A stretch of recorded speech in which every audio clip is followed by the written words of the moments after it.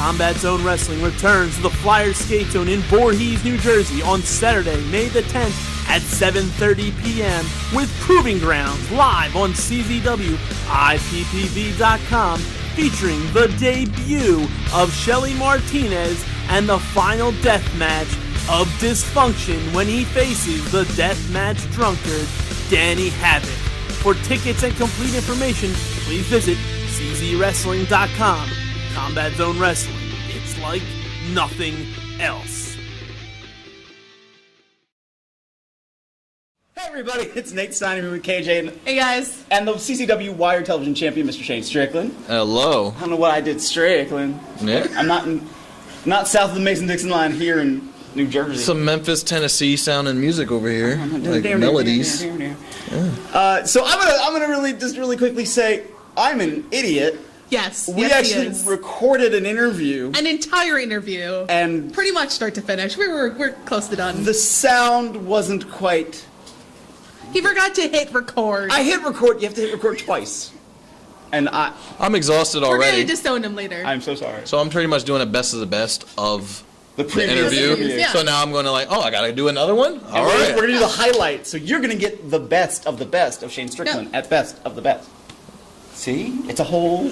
But I'm so tired. Oh, I don't feel like talking anymore. Okay, well, everybody... I'm a diva it out. I'm a diva myself out. Just like, oh, no. I almost actually started saying names. Let's not piss anyone Fantastic. off. Fantastic. So we were having a conversation We were. about the craziest fan experiences. Oh, yeah. And we Tell the story started, again. speaking of putting names out there, we started with Chrissy Rivera. Yeah. Oh, yeah. Let me go back in that. The Because I do want to touch question on that. was, Because I do what want... was the craziest fan experience? Yes. Craziest fan experience. I do want to touch a bit on the Chrissy Rivera thing is just really funny because like I never really had crazy fan experiences except Facebook crazy messages, and I touched on the fact I'm not a jerk like Chrissy Rivera is, who takes whoever sent her something obnoxiously insane, right? And she Usually just posted on inappropriate. Twitter and Facebook, right. Tag name. Now over here is just dick pic guy now. So so now I didn't want to the non default job. Yeah. So now from MySpace picture. Yeah, this guy. So now I'm not going to use Josh Williams. There you go. Josh Williams can't go to freaking Dunkin' Donuts to get a latte anymore because hey, dick pic guy. Yeah, you? Yeah, we remember you. Oh, now he's like, no, my life is ruined because Chrissy Rivera. All he wanted was for her to appreciate it. I just appreciate my penis picture that I sent it to you as a trophy of my appreciation, but now I'm dick pic guy for the rest of my life until Facebook ends. Right. But anyway, my fan, it's not even a fan, it's just a good wrestling story. Okay. Because everybody needs one. Yes. And this is really enjoyable because it was just my first long trip. So where were you? I was in Ybor City, Florida, and Ybor City is just a weird town. That strip alone is just there's first off, it was a Sunday show that we did, and we're walking down the street, and it's packed. It's like a New Orleans type of street, Bourbon Street type place, and there's people walking around in bunny costumes, pink bunny costumes. So you think you're high, automatically. I'm like, whoa, what's going on here? So then you keep walking. There's transsexuals walking by, and I'm like, okay, so you think you're high again, and so you're like, whoa, what's going on here? Where were the people in the pink bunny costumes going? I don't know. Okay. People are just walking. Clearly there's a pink bunny I wonder about things like that. I'm like, where would this guy be going with this? It's the furries of Where was he Florida. coming from, and where is he going? What does he plan to do with these costumes? But it was 3 or 4 guys like that. Okay. And then there's a 16 and under club right next door to an 18 and over club. So if they just accidentally walk into the wrong clubs, there could be some really, really illegal stuff going on. I'm like, oh my god, this is going to be bad. Yeah. So very bad. So it's just a weird strip in a red town. 17-year-olds go anywhere? That's what I want to know. But 17-year-olds not welcome. Right. No, I got to stay home and send dick pics to Chrissy Rivera. So I'm with like Trent Beretta, and it's John Silver, and it's Papadon, and there's some other guys too. But like we're just walking up there because there's a really, really, really good pizza restaurant that's up the street that Trent knows. He's like, oh, come on, let's go. So we're walking, I'm following him, and like I'm kind of like on my phone. They're walking beside me. I feel them, but I don't necessarily know what they're doing. I just like know they're here somewhere. Yeah. And you know, when you walk with a group of people, they're just kind of like just ambiances of people. So like I'm walking, and we're going up the street, and there's craziness going on. But Trent recognizes one guy that's just like an outside like bar setting. Yeah. He's just sitting there like on a lawn chair, just like just sitting there like just like feel like he's feeling himself a bit too much. I'm like, oh, okay. So he walks up and he's like, hey, there he is. He walks up to him. He's like, hey, guy, how's it going? And he puts his fist out to fist bump with him. But the guy's like, no, I'm okay. I'm like, okay, this guy's clearly homosexual. But like, I don't have a problem with homosexual people. I just could clearly tell this man is a homosexual person. I just realized now, really quick, when you said the story before, that it was Trent who put his fist out. It was Trent. Because at this time, Trent was still under the contract deal. Yeah. And so he was living in Florida at the time. Okay. So he's just like, he sees him before. He's seen him several other times. So he's like, hey, there he is, and runs up to him and puts his fist up. He's like, no. And so like he's like, okay. So he puts his foot up at him. I got to adjust to the camera again. He puts his foot at him like this, like at his face, like maybe a foot away from his face. And the guy just goes, and just licks the bottom of his shoe all the way to the top of the toe. Heel to toe, just sensual. Just like enjoying it. Every second of it, and he's just like, oh, and then I'm like, what? Whoa! And then John Silver goes, wait, do me too. And he puts his foot up, and he just goes, and licks the bottom of his shoe so again. So just Trent? It was both of them. It was Silver and Trent got their feet licked. Did he make the noise? He made that noise. That's almost partly the worst part. No, he made the noise, and I wouldn't be surprised if slobber dripped from their shoe after that. But anyway. Like they run off. They're like laughing and like high fiving each other up the street. Like they just like just did something amazing. I'm like, I saw us catch up to him. I'm like, what the hell is that? And he's like, oh, you don't know him? No. He's like, that's the Tampa Bay shoe licker. What is that? What is a Tampa Bay shoe licker? He's like, oh, he's a homeless guy that has this big shoe fetish. He's gay too. I'm like, did you just let that walk around here? Like, what is going on? And so I went home. And I freaking, later on the trip when we were driving back up, I got on my phone and looked him up. And apparently on Facebook, he is the Tampa Bay shoe licker. He has a Facebook page. He has a Facebook page, the Tampa Bay shoe licker. It's titled the Tampa Bay shoe licker. Shoe licker. All 4 words. Tampa Bay shoe licker. So if he's homeless and he has a Facebook page, I don't know how he's getting his. Is he just like uploading things at the library? Because that's I don't know, but the man, but his statuses are hilarious. They're so funny because they're like little nursery rhymes, like Dr. Seuss nursery rhymes. But he puts shoes and like a sexual act of shoes in them, and it's just really funny. And then the people that comment on are really funny. You have problems. You're disgusting. Oh my God, who does that? Oh my God. And then he just comments back like, you're just mad because it's not your shoe. And I'm just like, this is the greatest thing ever. So fans, when you watch this, go home and find the Tampa Bay shoe licker on Facebook. You'll friend him and he will accept it, and it'll just be a good time for like 5 minutes. Then you'll be like, this is disgusting, and you'll unfriend him and block him so he can never contact you again. This is great. I'm going to do us all a favor and get off this topic as quick as possible, and let's get back to what we're supposed to be talking about, which is wrestling. Yay, we heard the story before, but because, Nate can't push buttons properly. He pushed my buttons. How'd you get into wrestling, and then how'd you get brought into CZW? Well, thank you for bringing it around. Yes. Somebody had to be the responsible one here. Well, like, I'll go way back to when I was a wee tad of a boy. Yes, when I was... No, actually, I started watching professional wrestling around, like, 12 years old. And I remember the first full episode of SmackDown I ever watched all the way through was the Billy and Chuck wedding episode.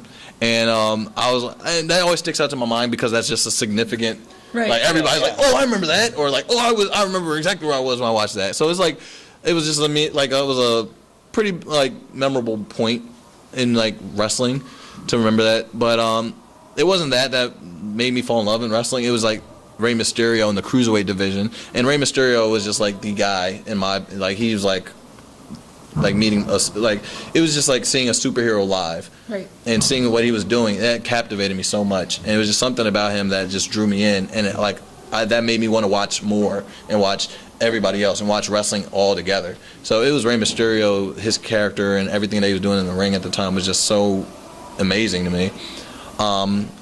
So I started watching for like at 12, and then and around high school, around like the 10th grade, I moved up to another school in Lancaster, Pennsylvania, and I became friends with this one buddy. He had CZW tapes, and he was like, "Oh, you like wrestling?" All I watched at that time was just regular like WWE. What was on television? It was what I was watching. Yeah. So he started showing me like CZW tapes, and the first person he showed me was Ruckus, and I was like, and it was 300-pound Ruckus at this time. It was still doing the same stuff he does now. It was just incredible. And I was like, this guy's amazing. Oh, my God. This dude is ridiculous. Super light. I mean, if you've never seen what I say is Fat Ruckus, light on his feet, flipping off, running up walls and flipping it was incredible. Like, to this day, it's still, like, the most amazing stuff. And you have Andrew Everett and guys like that doing stuff like, and I'm like, this is still crazy, insane. So that, like, drew me into CZW. Then I saw, like, Trent Acid. Then I saw Wingers. And I saw, I just saw, like, the division was just incredible. Like, oh my God, this is insane. And so I kind of like lost base with watching independent level wrestling for a while until like I started getting into training and becoming a professional wrestler. But I backyarded a little more in high school because we were idiots, and like that was a You were kids. We were kids. What was the stupidest thing that you did in backyard wrestling? A light tube. Like, my buddy, we were in the grass. We didn't, like, a lot of people built rings. We didn't build a ring. We did it right on the grass because we were cheap and poor and broke. So we were like, Did you have anything for ropes or just... Nope. We ran into the wall, touched it, and ran back. That's the spring. I saw the spring we needed. But we were just doing it in the grass, and, like, we were big ECW, like, marks. And so we were just like, oh, we're going to call the company, like, Violent Wrestling Society. And, like, we'll never live up to that because we're not that insane. So... with like, our one light tube. And it wasn't the best thing about it is we didn't even like buy light tubes. Like everybody's like, oh, we're gonna bring in light tubes and tables and ladders. Like, no, we're walking down the street one day. There's a light tube. We're gonna use it. And like, so this could have hepatitis on this light tube for all we know. But like, we're gonna use it and we're gonna cut ourselves with it, and this is gonna be amazing. And we're gonna record it, and nobody's gonna watch it. So.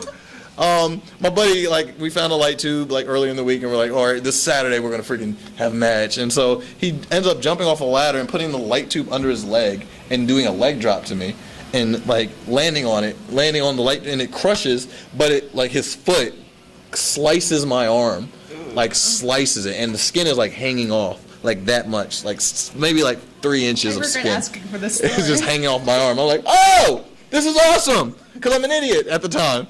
And so, like, I wrapped up with a bandana and we continued wrestling. And then, like, just the bandana? Yeah. And the scar's still on my arm. And, but that was, like, my first, like big, crazy moment in it. But, like, once again, like, it was a phase from some of my friends. But for me, I was like, I really love doing this.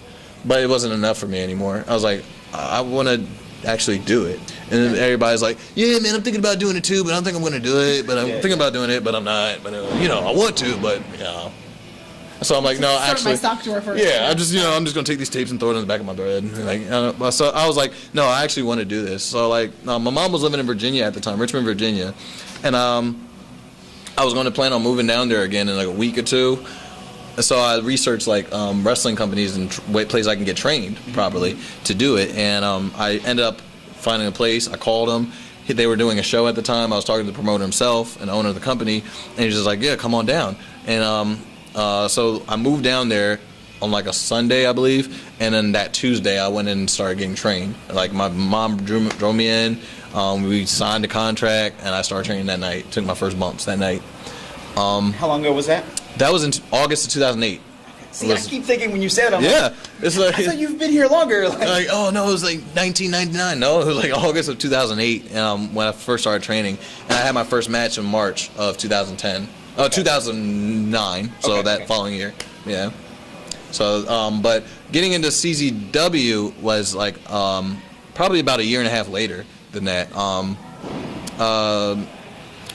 Little do people may know, I actually knew Phil Stamper around that time when I was training in Richmond, Virginia. You mean Nate Stein? Nate Stein. Whatever. Trust me, Phil. Yeah, but I actually knew him back then, and he was actually still working for CZW, and he was like definitely the connection for me to make that way from the Mid-Atlantic region up north, because he introduced me to Greg Excellent in Groundbreaking Wrestling, and that's why I met Adam Cole. I met Adam Cole that night because he had a match with Joe Gacy when it was really amazing, a really good match, and I thought it was so good that like I met Adam, but I didn't really meet him. It's like he didn't know who I was, but like later on that week, I just went on Facebook randomly and just messaged him. I was like, hey man, I love your stuff, man. I'm really looking to do this, and I just sent him a long message, and I sent it. I never talked to him before, and after that, like it was probably like a good month or some time. It was a good time before he got back to me about it, and I was like, oh, this guy just some guy just writing me, and he just threw away like the long message I sent him. I was like, oh wow, I'm never going to hear from him again. Mm-hmm. But then like he comes back and he's like, hey man, I've read your stuff and I watched your match, because I sent him a match I had with Alex Colon at that time, and he was just like, oh man, I watched your match, and here's what I thought, and he sent me this long critique of everything. Like he watched and he dissected it and he really paid attention to it. I was like, wow, he actually like watched it, and he just said like things that he likes, things that he didn't like, things that like could be better, and I was like, wow, he actually paid attention to it. And he was like, tell you what, man, you're really good, but you have a lot of potential. You can get a lot better. Like you should definitely come up to CZW, and like I'm running training schools on these days. And I was like, oh, cool. So like it took me a while because I didn't have a car at the time, but I ended up driving up there and training with Adam and the rest of the students, and then DJ. I finally met with DJ, and my training, he gave me a training match, which they're never good. You're set up to fail because he gives you some trainee that's like knows absolutely nothing, and he has no athletic ability, and he's just a ball of mold of fat, and he's not agile, and he's just bleh. So that's why I wrestled some guy like that.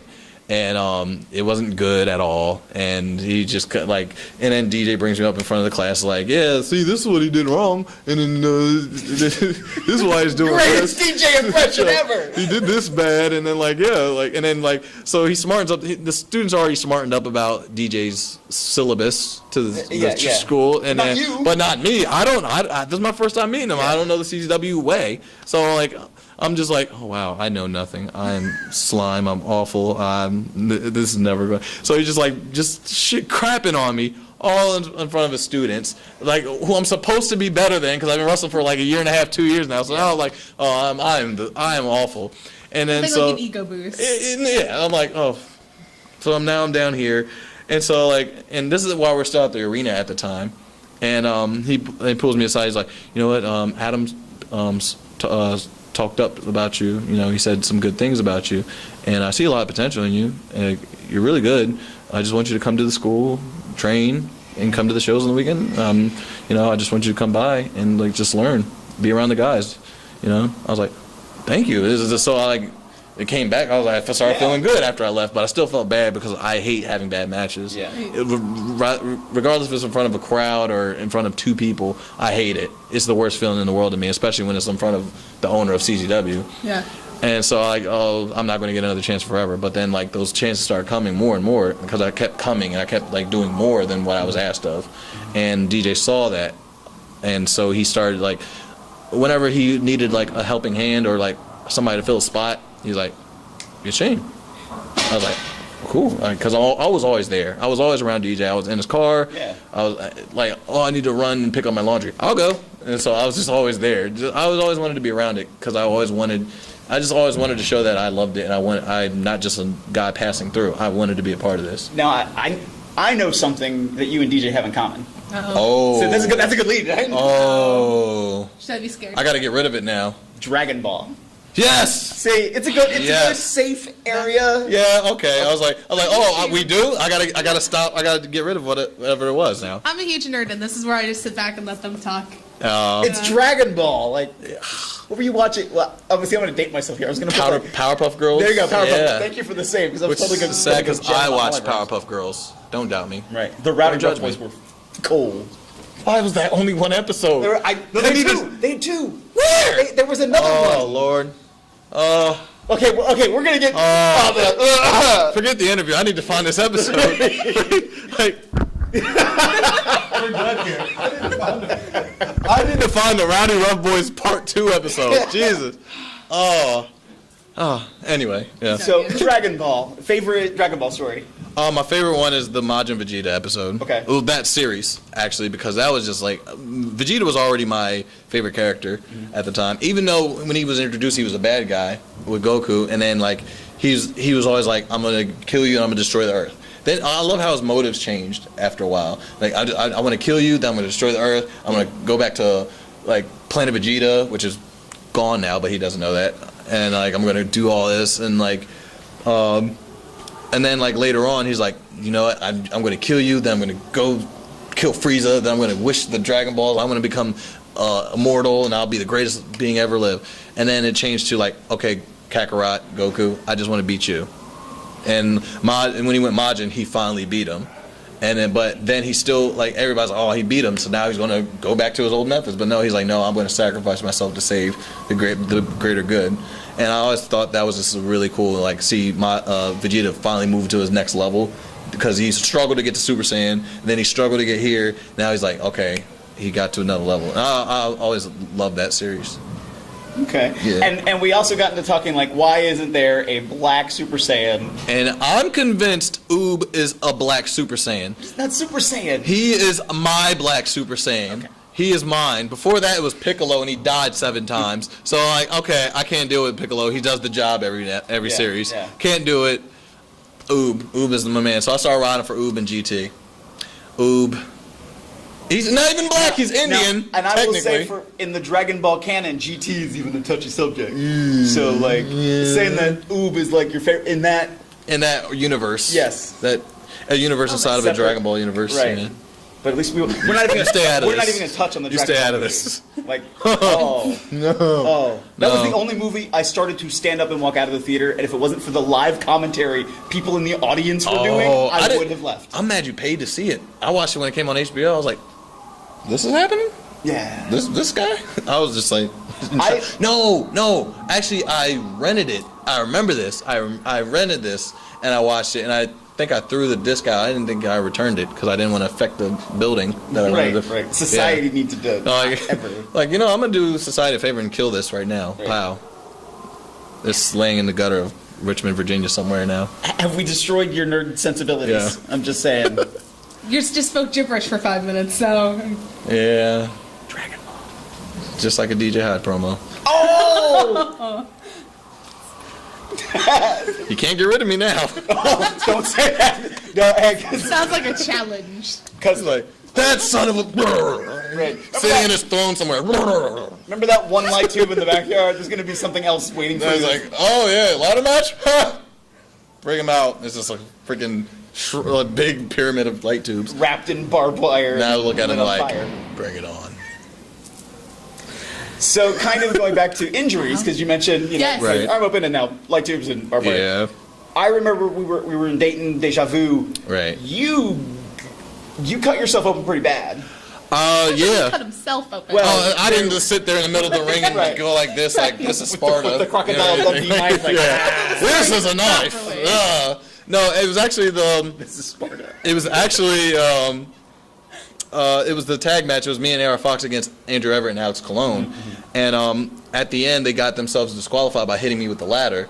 But they used the side of the ladder that had the hinge on it that opens and closes the ladder. That sliced me across the chest. And if you look, it's still, you can see it in pictures that I post on Facebook. It's still like, if you can't see it. If you can't see it, it's like about 6 inches long across my chest. From like the middle of my chest, like my chest cavity, all the way to like almost my second ab. right here because I have abs. I do crunches, but Numbered. all the way. It's about 6 inches long. This is Harry. They have names too, or just This is numbers? Jim.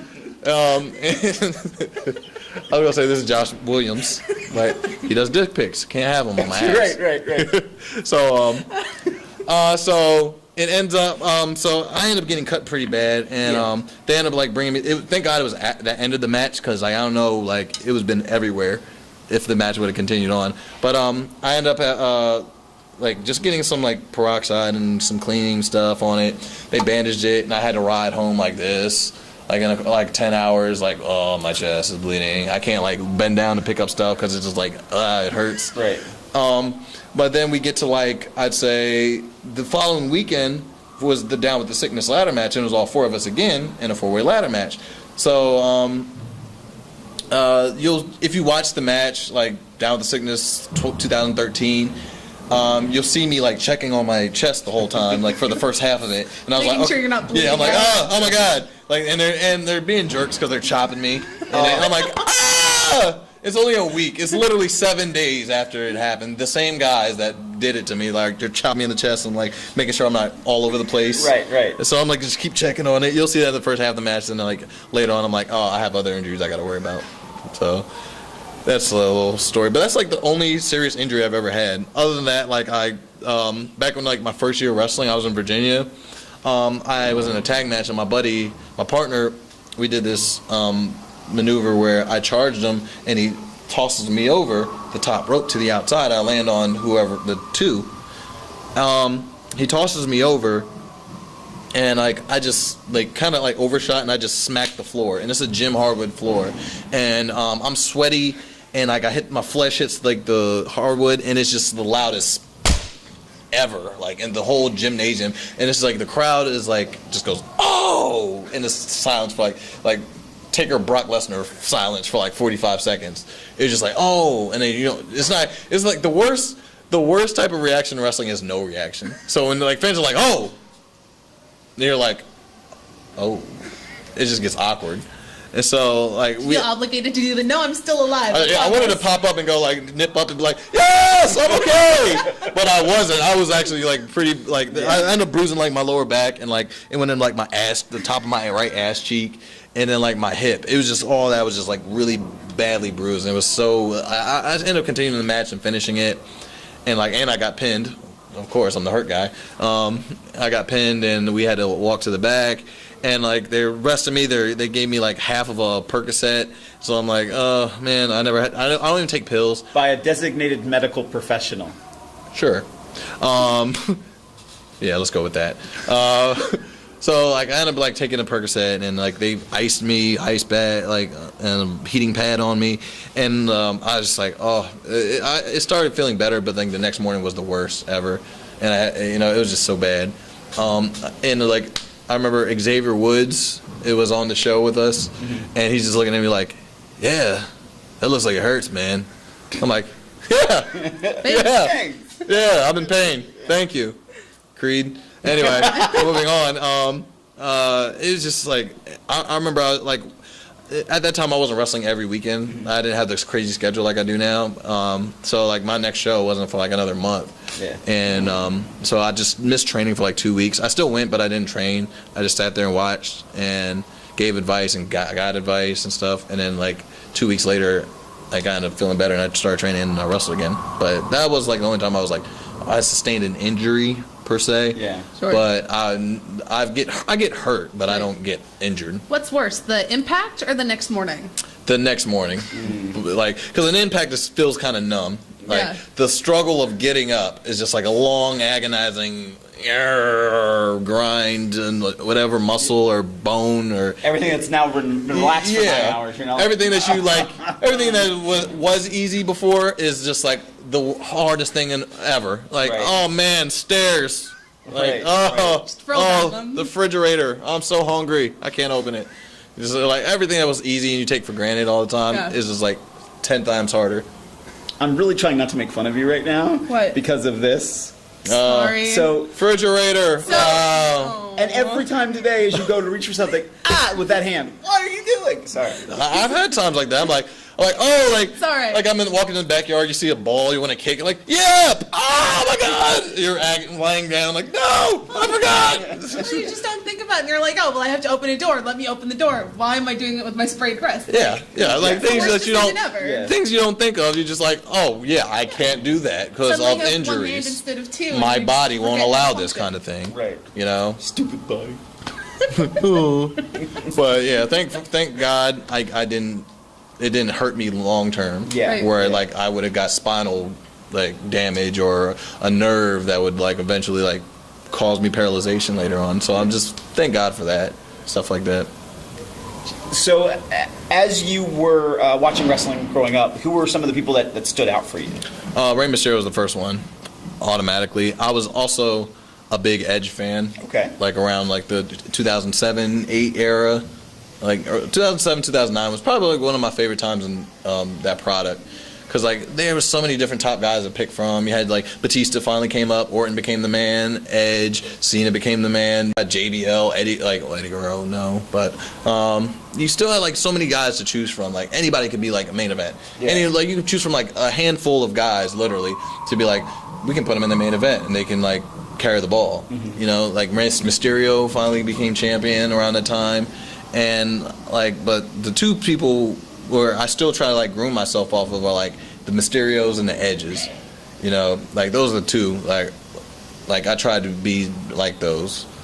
So, if you had to describe sort of your in-ring style, what would you say? Would it be high flying or would it be? I would describe myself as the hybrid. Okay. I don't want to stick to just one category of wrestling because like I don't want to limit my abilities. Yeah. Like I always want to show the fans like like fans never believe that. I'd say CM Punk can't be in any type of match. Yeah. You can put him anywhere. Same with the Daniel Bryan. You can put him in any type of match and you know it'll be good. And I always wanted to groom myself like that. Like you want me to be with high flyers and do like an aerial assault? I can do that. Mm-hmm. I've proven that. You can put me in a ladder match. I've done that. I can do that. You can put me against a smashing, heavy-handed Joe Gacy. I can do that. You know, I can wrestle. I want to get on the mat. Like I want to be well-rounded. I don't want to be like, I'm a 4 in here, but a 5 here, but a 7 here, and then like a 9, and you know, I want to be like a straight level 9, 10s, and everything. So, I mean, you've been wrestling for a while now, so when you kind of go around, do you feel like you pick up those things by wrestling other people? Are there specific people that, you know, you wrestled them, you said, you know, I want to incorporate this kind of thing? Yes, that definitely. Rich Swann was the first guy I really got that from. Sure. Because Rich is one of those guys that are just well-rounded in everything. He can wrestle, he can fly, he can hit hard, and he can entertain you at the same time. And that's something that a lot of guys who wrestle the pace that he does, they get so lost in just going this way, this way, this way, this way. He stops and settles and just like brings the crowd into it. And like he's just so good at like being so poised and comfortable in the ring and being that guy that everybody wants to come up to and like they want him so much. And being in the ring with him, I got to that rubbed off on me a little bit. And I was like, you know what? I feel like, because seeing it is one thing, but feeling it is where you actually learn. When you actually feel like the connection and you feel like how the pacing and timing and like all like how certain ways of the match go, that's when you feel like you've learned and you got it. Like, okay, I got it now. Mm-hmm. And I feel like Rich Swann was the number one guy. I learned also after that, but Rich Swann was the first guy that I really got to experience that with. Yeah. If there was a Shane Strickland it factor, what is that? What is that? My swerve, baby. Okay. And let me explain What is that. swerve? Yeah. What is it? I'm the cheesiest one. The quickest way I'll get to it is just say like I don't like the word swag too much. Like swag, I was like everybody thought it was retarded. Yeah. And I didn't like it, so I came up with my own. I'm like swerve, you're swerve, you got swerve. You know, like so I always say like not my swag, it's my swerve about me. That like the way I walk to the ring, the way, because at the time there was a time where I would be like, come on baby, yeah, come on, come up, yeah, and like I was like, I felt like needy to the fans, and I didn't want to be like that. I want to be the guy that when I walk out, people know who I am. You hear my music, you know what to chant, you know, like when you become that one word type of person, you kind of are in the fans' heads now. You kind of are a memory, not an afterthought. Like, oh, that's not Shane Strickland, that's Swerve. Yeah. You know, and I always wanted to do that. You know, I always wanted to be that guy. And so when I like come out and I don't want to be needy to the fans. I want the fans to want to come to me. I want to be, but I also want to feel unobtainable for them to want to come back and for them to like when they do like say they do get to talk to me or I do get to touch a hand or two, they'll be like, wow, I finally got to touch them. You know, or like, oh, I didn't get to touch him. I gotta come back next month to try to like get a handshake from Shane Strickland. You know, but Swerve that's my definition of it. You did touch on it, so I am going to mention it. You have some of the best entrance music ever. How did you make that decision? Honestly, it wasn't even me that came up with it. It was Aerial Assault that I debuted in, which was the same year that Greg X and Mia Yim had their ladder match, their TLC match. I had no idea what music I wanted to come out to. And Sami Callihan, WWE Solomon Crow, now, he was riding with Alex Colon, and he was like, they had the Jackson 5 Best Of album. Why that's in his car, I don't know. I thought he listened to death metal and crows. It's Michael Jackson. It's Michael Jackson. It's perfect. Michael Jackson on everybody's playlist, Yeah. somewhere, some way. So... It's on my phone right now, actually. Yeah.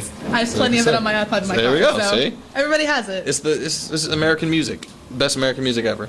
But he's just like, you know what? We were just listening to like the Jackson 5 thing, and we're like, you know what? You should come out. Shane should come out to this, man. That's a pretty good Sami Callihan too. He's a DJ. I get around. Like when I hear stuff so much, I mimic. Yeah. I'm a parrot. I'm a freaking parrot. Like I hear your voice, I'm a mimic you. But Sammy was just like, you know, you should come out to that. You know, everybody's going to expect you to come out to hardcore and hip hop and like something like that. Just go the other way. Go the other way, man. Be that guy. So make fans like you genuinely instead of like try to do this crazy stuff and try to get them to earn it. You know? Yeah. Just like I was like, I'm definitely open to that, man. I definitely want to. I'll do that. He's like, cool. I'm going to go talk to DJ right now. And like, goes off, and then. Like next thing you know, I didn't even get to pick which Jackson 5 song it was. Like I didn't. I was like, Do you know which one of them picked it? I had no idea what it was going to be. I was like, track oh, one, freaking dancing machine's going to come on. Now I got to dance. Like and I heard it come on, and like all the other guys in the match, it was because it was like 8 of us. Yeah. Like we're in the match. I was like, is this your music? Whose music is this? Like, ooh, is this you? No, I don't know who this is. I was like. Guess this is me. And so ever since then, it's just been like, oh, Shane Strickland, Jackson 5, and it's cool now because like now you know who it is. Yeah. As soon as you hear the song, right. you know, like, or when you're at like you're in J.C. Penney and you hear it coming on, like, oh, sorry, Right, yeah. right. It's undeniably Shane Strickland. As soon Yeah. as it hits, It's like. But really now, out. but it's cool. It's funny because like fans like will message me like, "Hey Shane, like I heard your song today." I'm like, "That's not my song." That's cool that you heard it. Right. Like, oh, who did you? Association. And it's funny because like young fans now don't know who Michael Jackson really is because like they didn't grow up with him. You know, he's like not their generation. He's ours. Yeah. So it's kind of weird that they're like, "Who did your music?" I'm like, "Really? You don't know Jackson 5? You don't know Michael Jackson?" Like it's weird to hear that. So I'm like, somebody like on YouTube, you'll like type in my name like Shane Strickland, you're like Shane Strickland theme. I'm like, just type in Jackson 5. Right. You hear my song. But it's just really funny for me to hear that. I think one of the things that you do really well is engage with the crowd. And I will say, as a personal point of frustration, sometimes I see guys who are like, I'm going to do everything I can in the ring, which is great. Right. But then nobody gets behind them because they don't take that like 5 seconds to go. Yep. You know, nothing to feed to the crowd. And I think Right. you do that really well.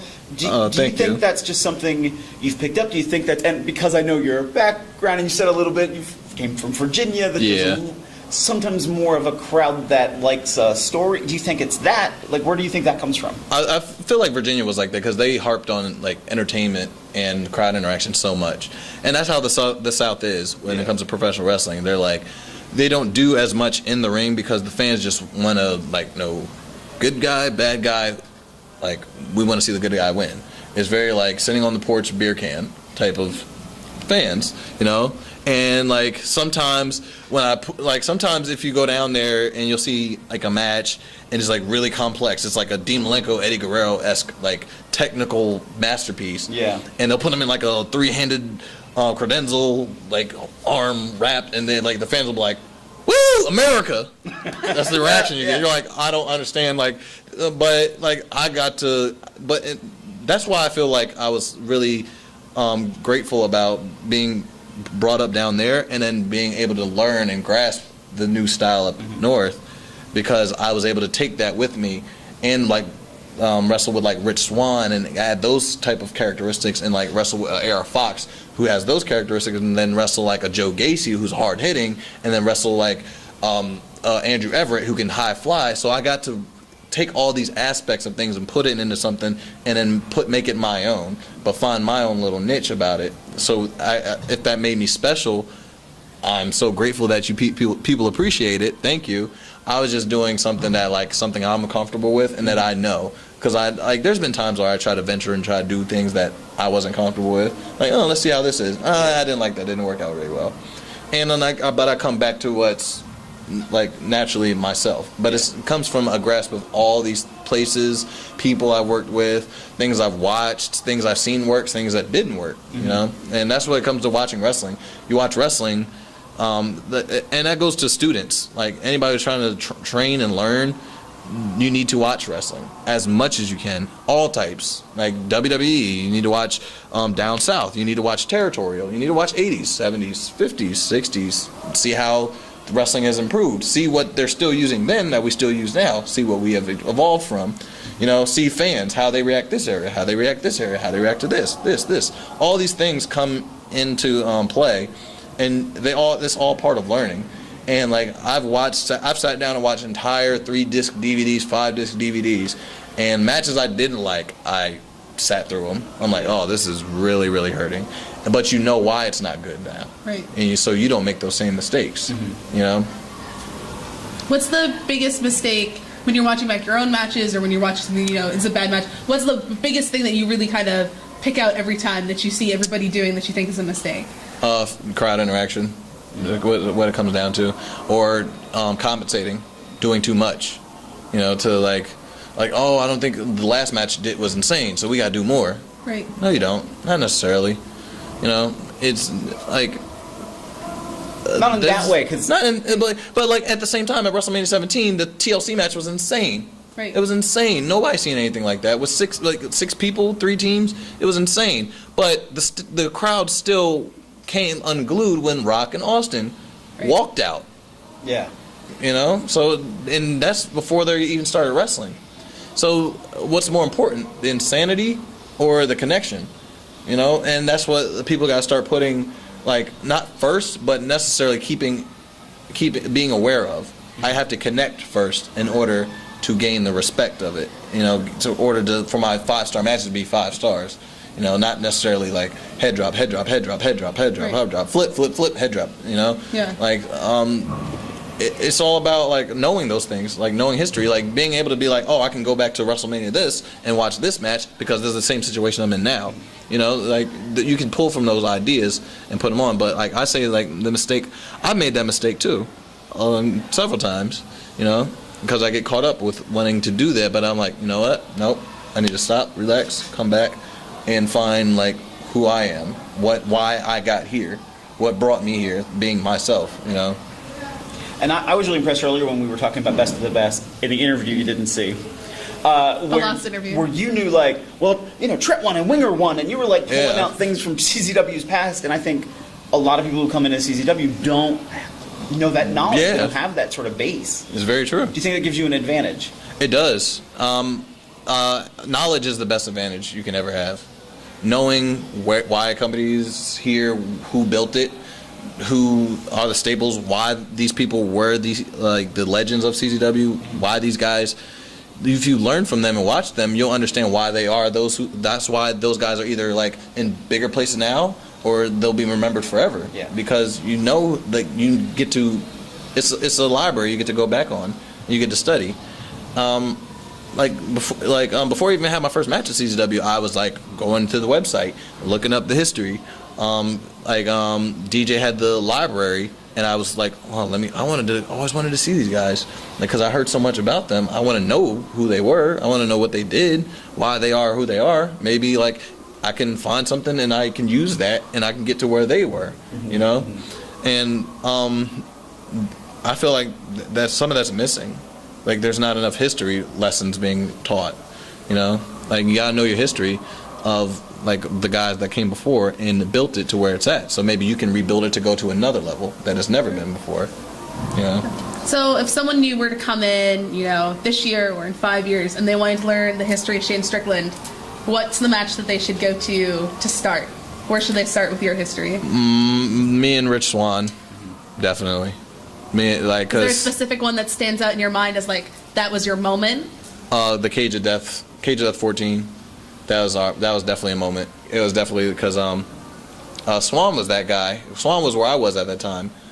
I was the new guy coming in, and there's going to be another.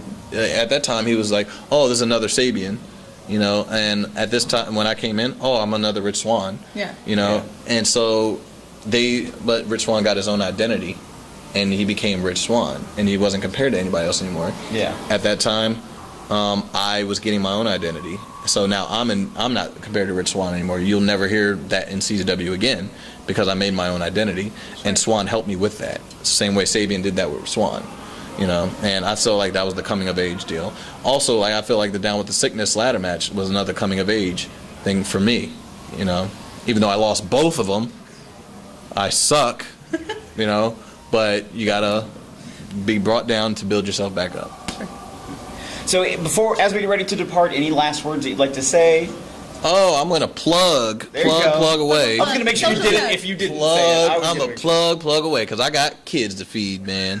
You can always follow me on Twitter at Strickland Shane. Same way with Instagram at Strickland Shane. You can also go online on ProWrestlingTees.com. I have like 3 or 4 shirts. I don't know if they took them down yet, but the different designs to choose from. You can always come to a CZW show and buy one from me yourself. I'll autograph it for you. I'll do whatever you want as long as you bring your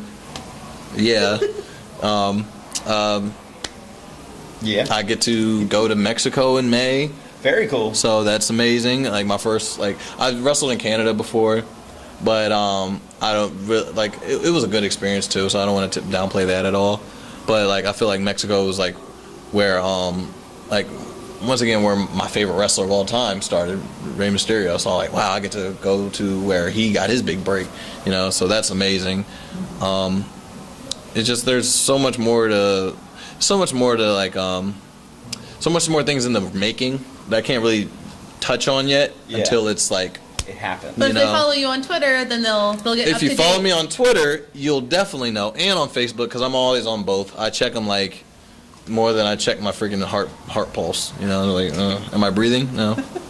But I know if Twitter is breathing. Right. I know if my Facebook is breathing. You know, always I'm very interactive, as long as you're not being a Josh Williams. Yeah. I'll interact with you. One day we'll have Swerve Trend.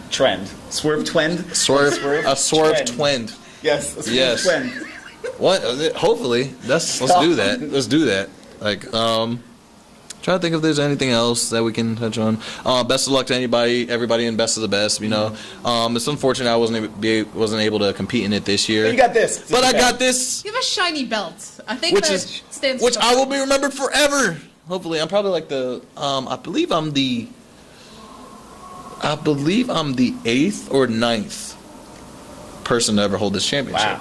So it's pretty beat up for something that's only been. Thank you, AR Fox. He probably dove with it. That's yeah. He probably did a flip with it and came up. Yeah, but just once again, I have so much respect for this company. These 3 letters mean the world to me. To finally be able to be considered a CZW alumni now. Mm-hmm. After my career ended tomorrow, I could still be considered a CZW alumni, right. And that's the proudest thing I could ever ask for because I never being in the backyard, being to main eventing a Down with the Sickness or being in a Cage of Death is probably one of the biggest honors there is. especially in my career, and how fast people can just like fade out or just get burnt out from doing this. I could still continue to love to do it, and I'm not hurt yet. I'm not injured. Where's that wood? The piece of paper. Processed wood, right. processed wood, knock on, that I don't get hurt tonight, tomorrow, the next day, the next week, next month, next year. I just want to continue to do what I love to do. Awesome. Well, fans, you can make sure you're checking us out online. Of course, you're watching us on our YouTube channel, which is CZW News. Perfect. We have our Twitter feed, which is at Combat Zone. You can also do the Instagram, which is also at Combat Zone. as well as the official Facebook site at Official CZW. So, fans, thank you very much. Thank you, Shane Strickland. Thank you, Shane guys. Strickland. Thank you very much. Can It you was get your wonderful. R's right? Right, Shane Strickland. And this is what important, so swerve all night. Don't forget who holds this. Tim.